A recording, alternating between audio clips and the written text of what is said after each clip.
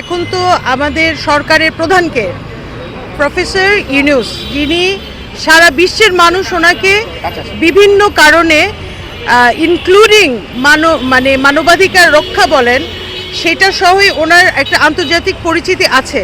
তাহলে আমরা এদেশের নাগরিক হিসেবে কেন সেই সুফলটা পাচ্ছি না?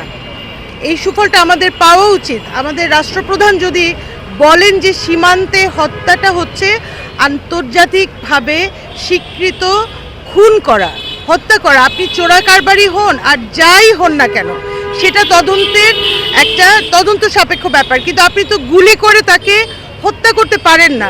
তাহলে এই কথাটি কেন আমাদের জুলাই গণ অভ্যুত্থানের রাষ্ট্রের যিনি, যাকে আমরা নায়ক বলে মেনেছি, ডক্টর ইউনূস কেন এই কথাটি আন্তর্জাতিক পরিমণ্ডলে কেন উচ্চারণ করবেন না? আমরা আপনাদের মাধ্যমে জানাতে চাই।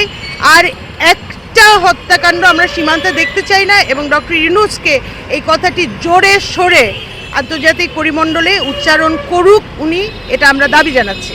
আমরা কিন্তু দেখি অনেক রাজনৈতিক দল আছে, কিন্তু তার মধ্যে আমজনতার দলে ভারতের বিপক্ষে বারবার কথা বলে, আমরা এটা দেখে।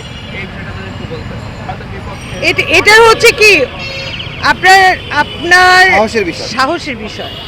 সাহসের বিষয় এবং আপনার যে একটা দায়বদ্ধতার বিষয়। রাজনীতি তো আমরা দেখেছি না 50-54 বছর ধরে, তো কম রাজনীতি খেলা কৌশল তো কম দেখি নাই, দেখতে দেখতেই তো বয়স হয়ে যাচ্ছে।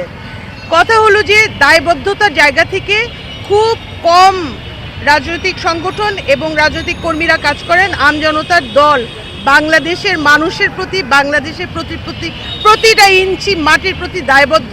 সেজন্যই ভারতীয় আগ্রাসন বিরোধী কথা বলে গেছে, ইনশাল্লাহ যাবে। ধন্যবাদ।